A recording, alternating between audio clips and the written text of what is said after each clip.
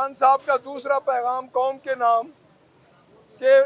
इंशाअल्लाह दिसंबर तक इलेक्शन के लिए तैयार रहें। दोबारा कौम इलेक्शन में जाएगी। अगर हमारा मैंडेट हमें वापस नहीं मिलता तो हम बहुत बड़ी तहरीक शुरू करेंगे नए इलेक्शन के लिए। आज हम सारे पार्लियामेंटेरियन पंजाब की पार्लियामेंट्री पार्टी की तरफ से हम अपनी लीडरशिप की आज हमारी पेशी थी, हम इधर हाजिर हुए, जिसमें मेरे साथ जनाब मियाँ एजाज शफी साहब, शेख इम्तियाज़ साहब, मेंबरान पंजाब असम्बली, फरखमून साहब और तैयाब सिंधु साहब और अली इम्तियाज़ बड़ई साहब, ये अब सब पंजाब पार्लियामेंट्री पार्टी की तरफ से इधर आए और हमें बहुत अफसोस हुआ अपनी लीडरशिप के साथ जो ये जुल्म कर रहे हैं, जो ये टिक टॉकर गवर्नमेंट और ये chief minister, so called chief minister, जिसने अपने सुपरिटेंडेंट जेल को ये कहा कि आपने उमर सरफराज चीमा साहब को, जिनके बारे में कल जज साहब ने, जो उनकी मुतलका एटीसी कोर्ट के जज हैं, उन्होंने एक हुक्म दिया कि उनकी तबीयत ख़राब है, उनको हॉस्पिटलाइज किया जाए, तो सुपरिटेंडेंट जेल ने उनको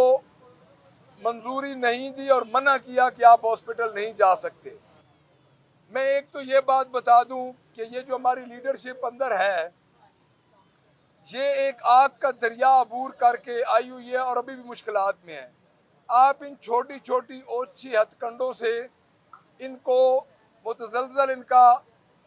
ईमान जो है वो नहीं कर सकते। बात ये है कि मैं एक और चीज़ आपको बता दूं कि डॉक्टर यास्मीन राशिद साहबा की तबीयत ख़राब हुई, उनके बड़े ज़रूरी टेस्ट थे, वो इन्होंने डिले किए और फिर एमरजेंसी में अब उनको शौकत खानम इनको याद आया, जो कि उनको पहले ही शौकत खानम की ट्रीटमेंट दरकार थी, इनको भेजनी चाहिए, लेकिन आज इन्होंने वो शौकत खानम याद आया और उन्होंने 2 दिन पहले शौकत खानम में भेजा। हमारी अपनी लीडरशिप से बातचीत हुई, वो बड़े डिटरमन है, पुरज़म है और इंशाअल्लाह ताला जिस तरह खान साहब ने ये कहा है कि हमें मुस्लिम लीग नून लड़ा रही है अफवाज पाकिस्तान और इस्टेब्लिशमेंट से, जिस तरह उन्होंने पैगाम दिया सपा सालार को, आसिम मुनीर साहब को, कि आपको और हमें ये एक मुनज़्ज़म तरीके से लड़ाने की कोशिश कर रहे हैं, हम अपनी फ़ौज से नहीं लड़ते, हमारे दिल में उतना ही एहतराम है अपनी फ़ौज का जितना कि एक मुहिब्बे वतन पाकिस्तानी के दिल में है। तो मैं दोबारा यहाँ पे रिपीट करूँगा, क्योंकि मैं उस मुलाकात में था, तो खान साहब ने ये पैगाम दिया है और खान साहब का दूसरा पैगाम कौम के नाम कि इंशाअल्लाह दिसंबर तक इलेक्शन के लिए तैयार रहें। दोबारा कौम इलेक्शन में जाएगी। अगर हमारा मैंडेट हमें वापस नहीं मिलता तो हम बहुत बड़ी तहरीक शुरू करेंगे नए इलेक्शन के लिए। उसकी वजह यह है कि एक सवाल ज़रूर आता है कि इलेक्शन पे खर्चा होगा, बट क्या आज जो हालत है इस मुल्क की, अगर ट्रांसपेरेंट और शफाफ इलेक्शन हो जाए तो मेरा ख्याल में वो खर्चा बेहतर है जो आप ये पूरी हमारी कौम एक अजाब में है और एक अजाब झेल रही है। तो मैं यही समझता हूँ कि आज की ये टॉक इस हवाले से कि हमारी अपनी इधर लीडरशिप से आइंदा सियासी लाअमल पे भी बात हुई,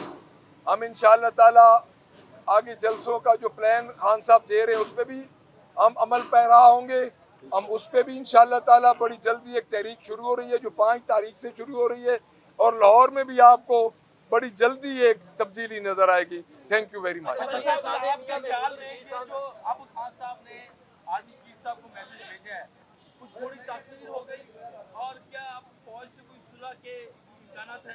जी ताखीर नहीं हुई। देखिए बात यह है कि ताखीर तो उस चीज़ की होती है ना कि आज हम नया बयानिया बना रहे हों।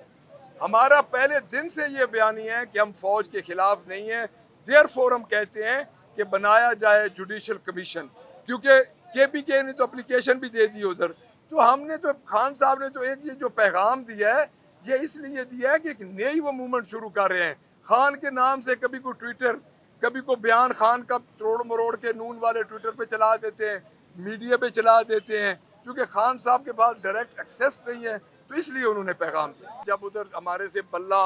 چھینا گیا تو اس وقت بھی انہوں نے پی ٹی آئی لکھ دیا، تو وہ کنسیڈر ہو گئے آلریڈی پی ٹی آئی میں۔ اب جنہوں نے ہمارے جمع کرائے ہوئے ہیں بیان حلفی، تو وہ نیکسٹ مرحلے میں وہ کنسیڈر ہو جائیں گے۔ وہ ایک ٹیکنیکل بات ہے، اس میں کوئی الیکشن کمیشن نے احسان نہیں کیا۔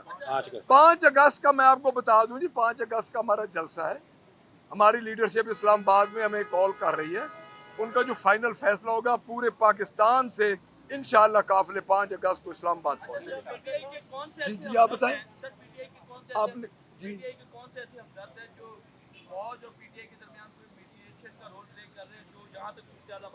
نہیں کوئی میڈیشن نہیں ہے جی،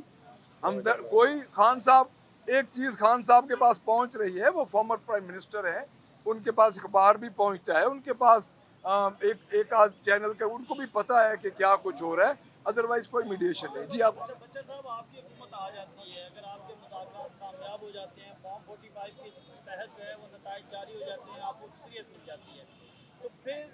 پی ٹی آئی کا کیا لاحق ہوگا؟ اس وقت جو یونٹ ہے وہ 80 روپے سے زیادہ ہو گیا ہے، مہنگائی جو ہے وہ کنٹرول نہیں ہو رہی، کیا تحریک انصاف سب کچھ معاف کر کے آگے چلے گی یا پھر ان لوگوں کو اکاؤنٹیبل کرے گی جو ملک کو اس تحت تک لے کر آئے ہیں، جو تحریک انصاف کی خواتین کے ساتھ ہوا، جو رہنماؤں کے ساتھ ہوا، جو آپ کے ساتھ ہوا، ورکرز کے ساتھ ہوا؟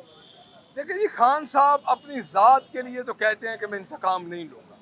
بٹ اس ملک کے لیے جنہوں نے نقصان کیا ہے، اس ملک کو اس حالت تک جنہوں نے پہنچایا ہے، اس کو ضرور خان صاحب اکاؤنٹ ان کا کریں گے اور وہ اکاؤنٹیبل ہوں گے۔ مذاکرات کی پہلی شرط کیا ہے؟ وہ یہ کہتے ہیں کہ آپ معافی مانگیں